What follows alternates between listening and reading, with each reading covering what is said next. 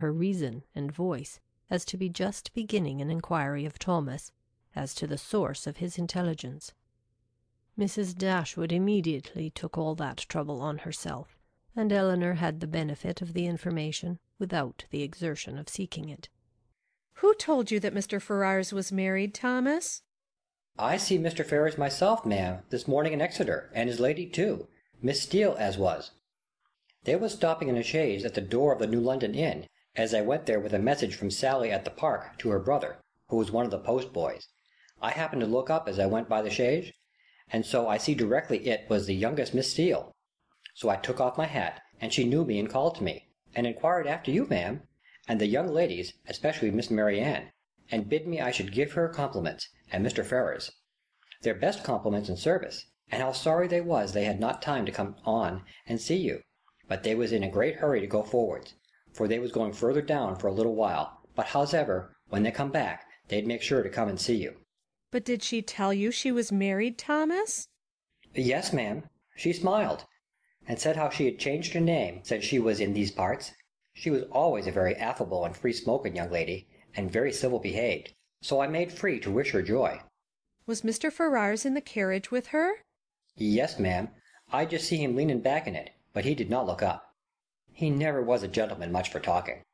Eleanor's heart could easily account for his not putting himself forward, and Mrs. Dashwood probably found the same explanation. "Was there no one else in the carriage?" "No, ma'am, only they two."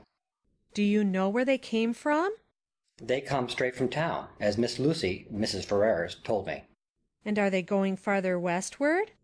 "Yes, ma'am, but not to bide long. They will soon be back again, and then they'd be sure and call here." Mrs. Dashwood now looked at her daughter, but Eleanor knew better than to expect them. She recognized the whole of Lucy in the message, and was very confident that Edward would never come near them. She observed in a low voice to her mother that they were probably going down to Mr. Pratt's near Plymouth. Thomas's intelligence seemed over. Eleanor looked as if she wished to hear more. "Did you see them off before you came away?" No, ma'am.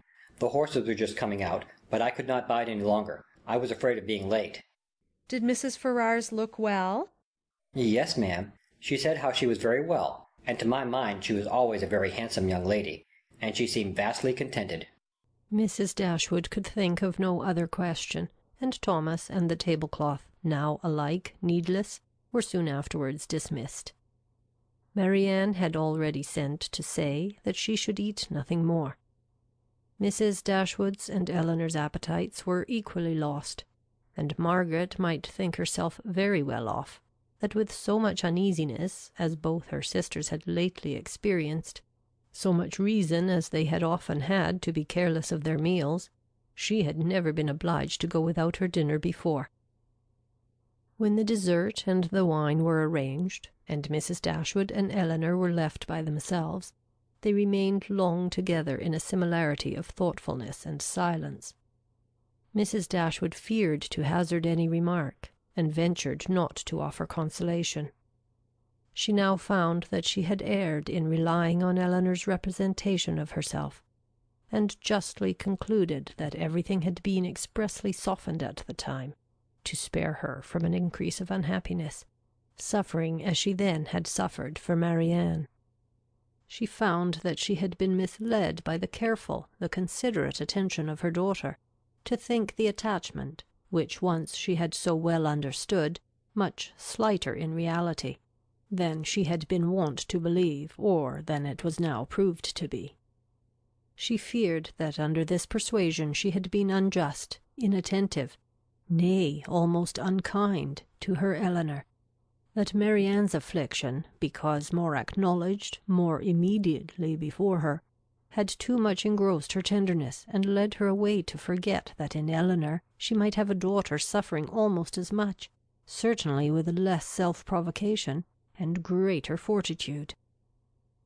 End of chapter 47.